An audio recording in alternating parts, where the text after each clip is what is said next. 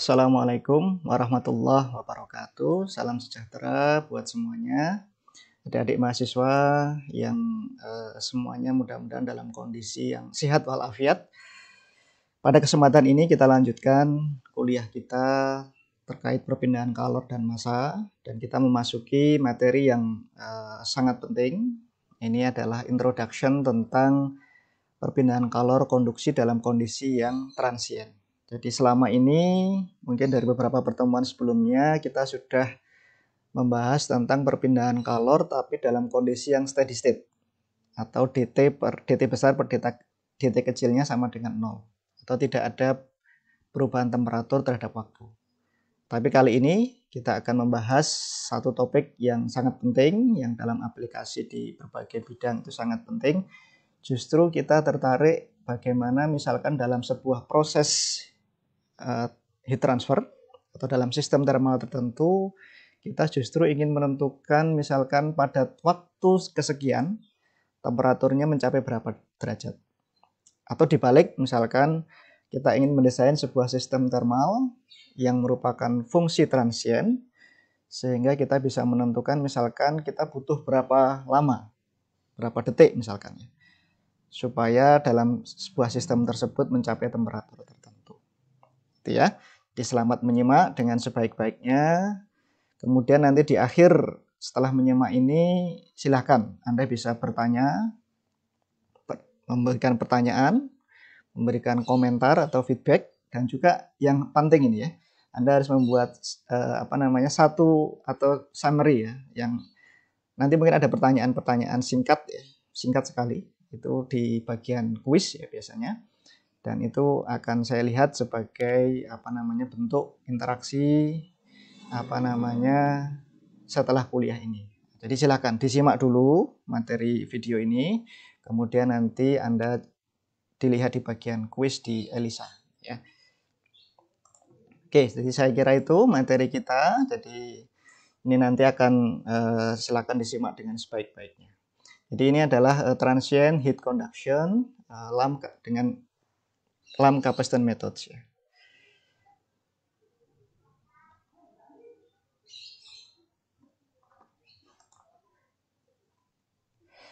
Ya ini, jadi topik bahasan kita ini khusus pada solid body. Jadi sebuah material yang solid ya. Kemudian secara tiba-tiba ya, pada kesekian time gitu ya, itu adalah subjected to change in thermal condition at the boundary. Jadi kemudian temperatur variasi temperatur kita evaluasi ya di sepanjang atau di seluruh permukaan sampai kondisi yang steady. Jadi itu bahasan kita. Jadi ini unsteady atau transient heat conduction ya. Kemudian ini nanti kita bisa, hasil kita adalah bagaimana kita menurunkan persamaan heat conduction ya. Tentunya di dalam sebuah material yang solid ya, yang diketahui nanti initial dan boundary conditionnya. Ya ini seperti yang sebenarnya saya sudah jelaskan di kelas ya, di kelas sebelumnya. Ini untuk yang cukup sederhana. Jadi di metode yang pertama ini adalah metode transient yang cukup sederhana. Jadi nanti kita ada asumsi yang kita ambil. Tetapi nanti jika Anda suatu saat misalkan mengambil mata kuliah lain yang lebih spesifik, atau Anda memiliki sebuah proyek yang ingin Anda selesaikan terkait dengan konduksi perpindahan kalor transient, maka buku textbook ini bisa digunakan. Ini lebih detail lagi, karena kalau Anda lihat ini spesifik membahas tentang heat transfer dalam mode konduksi aja. Jadi ini Carr's Law, Conduction of Heat in Solids, atau Ozyzek in Heat Conduction. Jadi silakan, nanti ini memang khusus di buku itu menjelaskan tentang konduksi. Jadi di situ nanti tidak hanya Lamb capacitance method, tetapi juga dibahas tentang transient conduction yang mempertimbangkan adanya distribusi temperatur secara spasial. Nah ini ya, jadi ya ini kita batasi dulu kenapa kita menggunakan Lamb Capacitance Method. Apa itu Lamb Capacitance Method? Salah satu parameter atau dua parameter yang sangat penting ya di sini yang batasannya itu adalah terjadi sudden change in temperature environment. Jadi di sini ada perubahan yang secara tiba-tiba ya, dari kondisi thermal 1 ke kondisi thermal yang berikutnya. Jadi misalkan pada proses quenching ya, of hot metal forging in cooler liquid. Kemudian asumsi yang sangat penting, yang penyederhanaan yang kita lakukan adalah temperature of solid spatially uniform. Ya, jadi tidak ada perbedaan temperatur secara spasial pada waktu yang sama selama proses transient. Ini sudah saya jelaskan di kelas ya. Tapi ini kita lihat lagi ya. Jadi seperti ini ya. Jadi awalnya misalkan Anda punya sebuah solid. Nah, seperti lihat di sini ya. Ingin saya gunakan ini.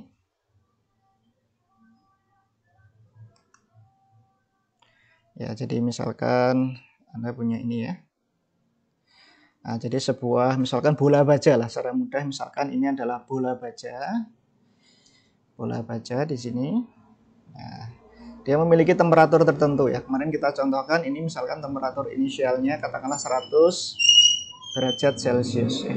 Sebuah bola baja dengan temperatur 100 derajat Celcius ya, ini initial temperature ya. Kemudian secara tiba-tiba kita masukkan ke dalam sebuah air ya. Ini misalkan temperaturnya awalnya adalah temperatur fluidanya misalkan berapa?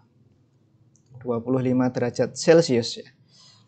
Jadi dari 100 derajat initial temperaturnya ke 25 derajat Celcius ya. Ya, kemudian kemarin secara ini kan kalau saya gambarkan lagi ya kemarin ya. Saya gambarkan lagi supaya Anda mudah memahaminya ya. Jadi kalau Anda punya sebuah bola baja, temperatur inisialnya adalah 100 derajat Celcius, kemudian Anda gambarkan grafik perubahan terhadap waktu ya. Ini waktu. Ini temperatur yang merupakan fungsi waktu. Nah, sehingga kalau misalkan Anda memasang banyak termokouple di sini ya, nah, secara real, ini di sini Anda masukkan ke dalam secara ini ya, fluida yang temperatur fluidanya tadi berapa? 25 derajat. Secara real pasti akan ada variasi temperatur di sini ya. Misalkan di T1, T2, jadi permukaan atau bagian bola baja yang dekat dengan air atau fluida di sini kan kemungkinan akan jauh lebih bagus heat transfernya dibanding dengan yang lebih tengah di sini. Nah, maka bukan mungkin ya. Jadi kalau Anda gambar secara real kan berarti bisa jadi seperti ini ya temperaturnya. Ini mungkin kalau termokouple di lokasi 1 ya. Ini mungkin akan mengikuti seperti ini. Termokouple di lokasi 2 dan seterusnya.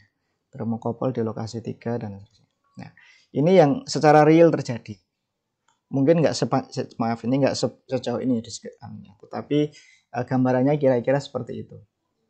Tetapi nah ini kan mungkin sulit ya. Jadi nanti kita bahas mungkin suatu saat Anda di S2 atau bisa menggunakan yang tapi dalam tahap ini sekali lagi to the point saja kita asumsikan ya. Jadi dalam waktu yang sama temperaturnya selalu sama semua ya. Jadi sini saya hapus dulu. Ini sudah saya jelaskan di kelas sebenarnya. Jadi dalam temperatur yang sama, nah ini baik temperatur 1, temperatur 2, temperatur 3, temperatur 4, dan seterusnya ini kalau Anda gambar ya sama. Nah, artinya dalam waktu yang sama, misalkan waktunya di sini misalkan dari 0, ini misalkan 2 detik gitu ya. Maka temperatur dimanapun di dalam bola baja itu memiliki temperatur yang sama. Nah, inilah yang disebut tadi ya, spatially uniform. Ya, jadi dia akan seragam secara spasial. Itu asumsi yang kita gunakan. Ya. Kembali ke sini, jadi Nah, ini yang kita asumsikan di situ tadi. Jadi temperature of solid, temperature of solid. Nah, ini di sini. Ini akan seragam secara spasial during the transient process. Nah, jadi Anda sekarang bisa menentukan temperatur yang merupakan fungsi waktu. Temperatur merupakan fungsi waktu ya. Nah, jadi nanti akan ada temperatur yang merupakan fungsi waktu. Nah, tentunya dengan asumsi bahwa spasial ya. Spatially uniform. Nah, ini yang asumsi yang harus Anda catat ya. Sekali lagi kita mulai dengan asumsinya uniform. Bapak, bagaimana kalau yang tidak uniform ya nanti? Itu mungkin nanti kalau kita ketemu di perpindahan color dan masa lanjut ya, itu boleh kita bahas ya. Tapi kita asumsikan itu dulu ya. Jadi apa tadi? Asumsi lam kapasitor itu ada dua ya. Jadi ada perubahan secara mendadak ya dalam dari kondisi sistem lingkungan termal yang lama tadi, misalkan TI-nya tadi initial temperature-nya 100 derajat Celcius, kemudian dimasukkan secara tiba-tiba ya dengan kondisi thermal yang baru dalam fluida yang baru, sehingga nanti akan ada perubahan thermal ya di situ ya. Sampai terjadi steady state di sini. Nanti suatu saat kan ini misalkan awalnya 100 ya tadi, 100 ya, kemudian kemudian suatu saat akan mulai konstan ya. Itulah disebut steady state. Yang kedua, tadi asumsinya adalah dalam waktu yang sama temperatur di seluruh permukaan material padat yang kita amati itu selalu konstan. Jadi selalu konstan. Itu yang harus kita catat ya. Jadi kalau seperti itu, maka kita kembali ke kesetimbangan di sini ya, kesetimbangan energi di sini, kalor di sini ya. Masih ingat ya? Maka E in dikurangi E out ya. Ini semuanya dalam watt ya. Ditambah apa? IG sama dengan jumlah energi yang tersimpan di situ. Nah ini dari sini E in-nya ada nggak? Karena asumsi pertama tadi tiba-tiba. Nah, jadi seolah-olah nggak ada E in. Nggak ada E in. Nah, jadi E in-nya nggak ada ya. EG-nya ada nggak? Ada nggak mas? Ya nggak ada juga. Karena tidak ada heat generation di dalam liquid itu. Ya, justru E out-nya ini yang ada. Nah, E out-nya kan berarti di sini ada heat convection ya. Key convection. Kemudian justru energi yang tersimpan di dalam sistem itu yang kita amati ya. Jadi justru di situ ada nanti akan muncul terms dt per dt kecilnya ya. Nah, jadi sekarang hanya ada apa mas? Dalam sistem ini kesetimbangannya jadinya hanya ada minus E out sama dengan EST. Nah, itu ya. Anda coba ya. Anda coba pasti bisa ya. Mudah. Ini mungkin tidak sesulit yang pada saat kita menurunkan persamaan pada misalkan ada heat generation. Ini lebih simpel lagi. Nah, mungkin kembali ke slide. Jadi kita tuliskan lagi. Nah, ini ya. Minus E out sama dengan EST. Nah, minus E out sama dengan EST. Oh, mana tadi? Nggak muncul. Minus E out sama dengan EST. Kemudian berarti E out-nya apa tadi? E out-nya kan ini ya, minus H. Ya, E out-nya adalah minus H. Nah, tentunya ini ya, H dikalikan AS. AS apa? Luas permukaan yang menyelingkupi bola. Ya. Luas permukaan yang menyelingkupi bola. Dan tentunya dikalikan dengan ya, temperatur permukaan bola, temperatur fluida ya. Nah, ya, kemudian ini adalah rho dikalikan V adalah massa ya. Ini massa dari apa? Ya massa dari bola itu. Bola baja yang tadi kita amati. Atau material padat apapun yang kita amati. Kemudian ini C ya, CP ya sebenarnya ya. Jadi specific heat atau kalor jenis. Kemudian ini tentunya adalah dt per dt kecil. Dari sini yang akan kita cari justru itu ya, dt per dt kecilnya seperti apa. Ya, kita asumsikan supaya mempermudah, kita asumsikan adalah theta ya. Kita asumsikan theta ini apa? Ya, jadi di sini sudah dibahas mungkin theta ya. Theta diasumsikan sebagai apa di sini?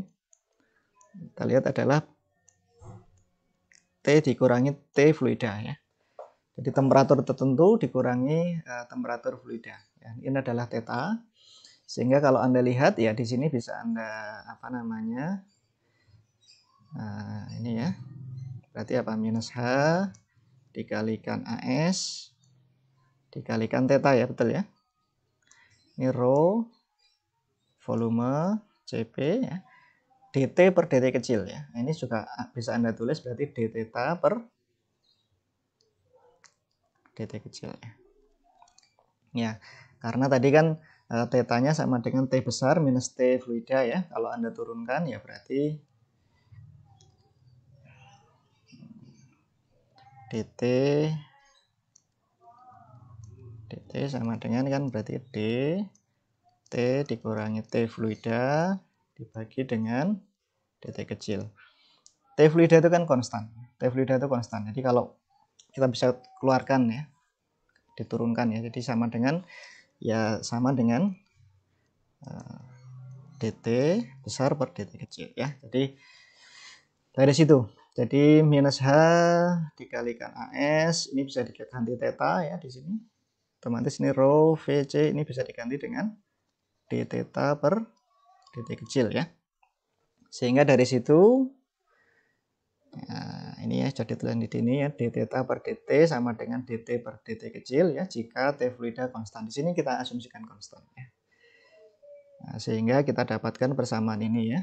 Tadi dibalik ke sini ya, rho VC per HAS d theta per dt kecil sama dengan minus theta ya. Atau kita tulis di sini ya. Nah, sehingga kalau ini kan ada kalau kita integralkan ya masing-masing ya dari waktu initial ke waktu tertentu ya. Di terms yang kanan kita kelompokkan yang fungsi waktu ya. Nah, jadi dari 0 ke time tertentu ya kita integralkan ya. Ya, kemudian dari sini juga sama, ini dari temperatur tertentu ya. Ini kan juga sama ya. Jadi kalau theta I sama dengan apa tadi? Ya berarti temperatur inisial dikurangi temperatur fluida. Kalau theta ya berarti sampai temperatur yang kita inginkan sampai temperatur fluida. Nah, jadi seperti itu. Jadi masing-masing sisi kiri kita jumlahkan ya, kita integralkan dari theta I ke theta. Di sisi kanan juga dari waktu inisial, jadi time sama dengan 0 sampai T tertentu. Nah, jadi dari situ, nah, sehingga nanti kalau Anda lihat ya, mungkin saya bersihkan dulu.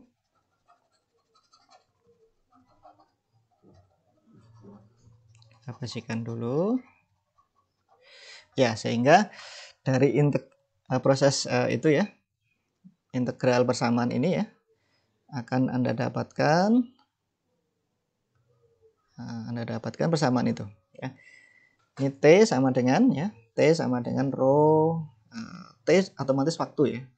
Jadi rho VC dibagi HAS ya. Ln ya, ln jadi theta I per theta ya.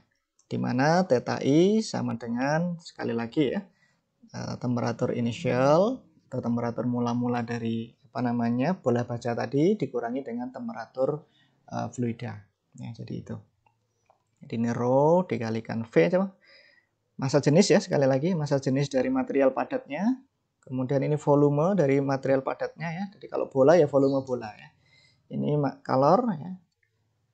Kalau ini apa ini? Koefisien perpindahan kalor konveksi. Nah, tadi kan di sini tidak hanya konduksi tetapi ada H-nya di sekitar bola baja tadi. Bagaimana cara mencarinya, Pak? Nah, tadi sekali lagi kalau di PKM 1 karena kita belum belajar persamaan-persamaan untuk menghitung H ya, konveksi, maka biasanya diberikan. Nah, biasanya diberikan atau Anda asumsikan dengan melihat atau menggunakan tabel yang sesuai. Tapi sekali lagi kalau di PKM2 tidak boleh Anda asumsikan, itu Anda harus menghitung, menentukan. Nanti bisa menggunakan banyak persamaan yang digunakan ya. Seperti itu. Oke. Ya, kemudian theta i tentunya ini adalah TI minus theta ya, sekali lagi bisa dituliskan juga. Theta sama dengan TI dikurang T ya, maaf T ya. Temperatur yang kita inginkan dikurangi T fluida ya. Jadi dari situ.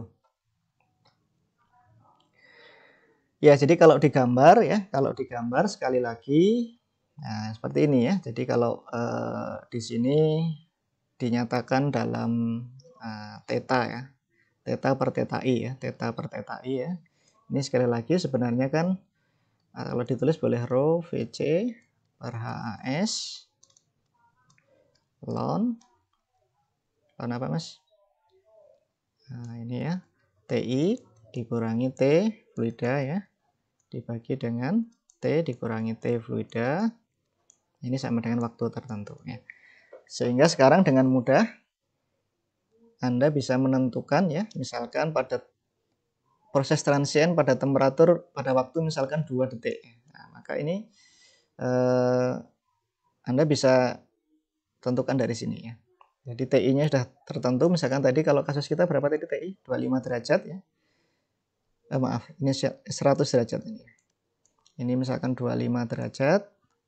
Ini juga 25, ini semuanya diketahui ya, rho, volume, spesifik heat, H, dan AS tadi apa? Luas permukaan ya, luas permukaan dari bola. Nah, maka Anda dengan mudah bisa menentukan ya. Misalkan Anda ingin temperatur bola itu mencapai 50 derajat ya misalkan. Maka dibutuhkan waktu berapa detik misalkan. Atau sebaliknya ya. Jadi dari sini sudah kelihatan ya. Jadi kita akan bisa terbantu menentukan bola tadi untuk mencapai temperatur tertentu itu membutuhkan waktu berapa. Atau boleh dibalik lah. Kalau Anda ingin mencapai pada waktunya misalkan 5 detik, temperatur bolanya menjadi berapa. Jadi sehingga nanti kalau digambar ya mengikuti persamaan ini ya. Persamaan ini, misalkan ini Anda gambarkan dalam time, di sini gambarkan dalam theta ya, theta per theta i sehingga akan mencapai ini. Nah, sehingga nanti masih Anda ingat konsep time constant ya, atau time constant ya. Jadi seperti pada rangkaian listrik. Nah, jadi ini mungkin kita banyak. Atau secara lebih detail ya, Anda juga boleh tadi ya, ini kan persamaannya dalam time sama dengan ya, T sama dengan titik-titik. Artinya kalau kita ingin mencapai temperatur tertentu, waktunya berapa. Tetapi boleh juga Anda ekspresikan dalam theta per theta i ya. Atau T dikurangi T fluida dibagi TI dikurangi T fluida, maka ini sama dengan eksponensial dari minus ini ya, H dikalikan AS. Ini artinya apa nih? E pangkat ya. E pangkat ya. Jadi E pangkat ini. E pangkat ini. Ya, jadi di sini ya.